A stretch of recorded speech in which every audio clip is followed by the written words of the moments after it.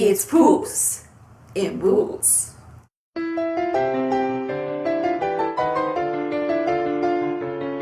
guys, I'm Morgan. And I'm Chelsea. And we're the Rotoscopers, and we're here today to bring you another fabulous art book. This is the Art of Puss in Boots. This was a really big surprise for us because I hadn't been very familiar with this movie, and so being able to go in and look at all the art from it as well was really inspiring. What I thought was really funny is a lot of time the contents page on this is very simple. It's like, there are 3 chapters. Here's what the chapter titles are called. Now move on and read the book. This one is very detailed. It's, okay, chapter 1 is characters. And then if you're looking specifically to find the page where Jack and Jill is, okay, 41. Little Old Prisoner, 51. I mean, they break it down a little, maybe not necessary, because I feel like when I'm reading these books, I'm not looking for like a particular chapter or section. You sort of flip until you find it. But I just thought it was kind of funny that that's the way that they did this. Well, thank you. Yeah. So speaking of, this book is divided into basic 3 sections. The classic DreamWorks 3, which is characters, locations, and then putting it all together, which we now know in current DreamWorks books as building a scene. This is kind of the basic layout of the book, where you have 2 main art and then a little blurb and then maybe something else here. So I really liked it, actually. You know, you think, considering it was so similar, like every single page, you'd kind of be over it.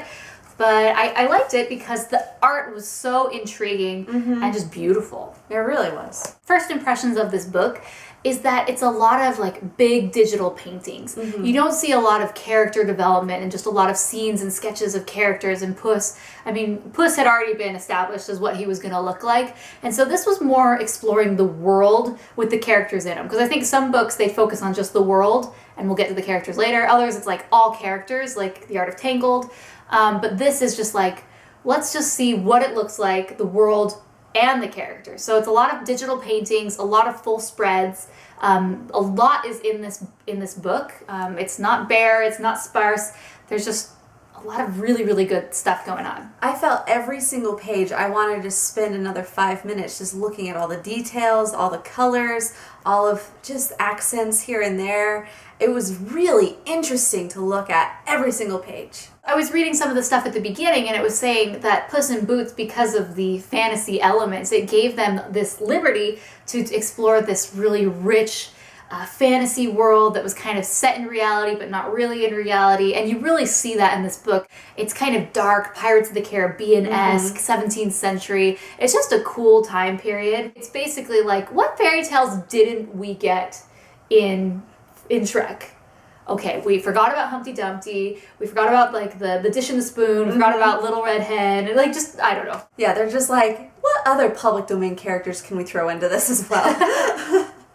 But it is just a conglomeration of all of these old fairy tales, the dish and the spoon, just like Morgan said, and I'll just name them off. They're probably in this. You had the goose that lays the golden egg.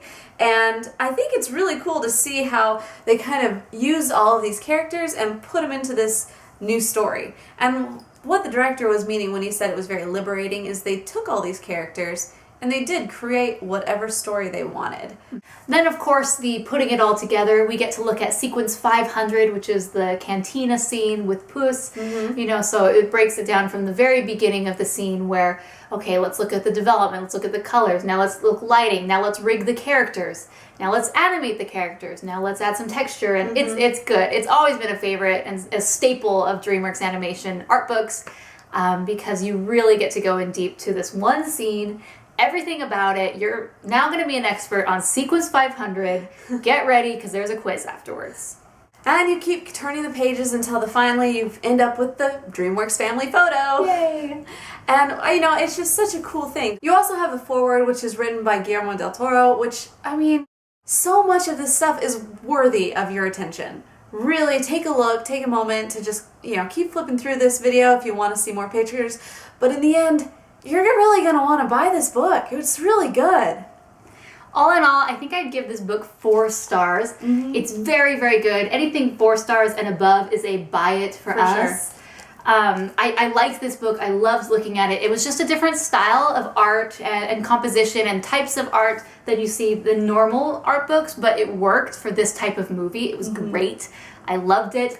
If you do choose to buy it, please use our Amazon affiliate link below. That supports us so we can keep buying more art books. And you know what? Our goal eventually is to review every single art book in existence. That'd be fantastic. But we can only do it with the help of viewers like you. So make sure to subscribe, buy the book in the bottom below. Until next time, my name is Chelsea Robson. And I'm Morgan Stradling. And you are watching the Rotoscopers YouTube. In boots.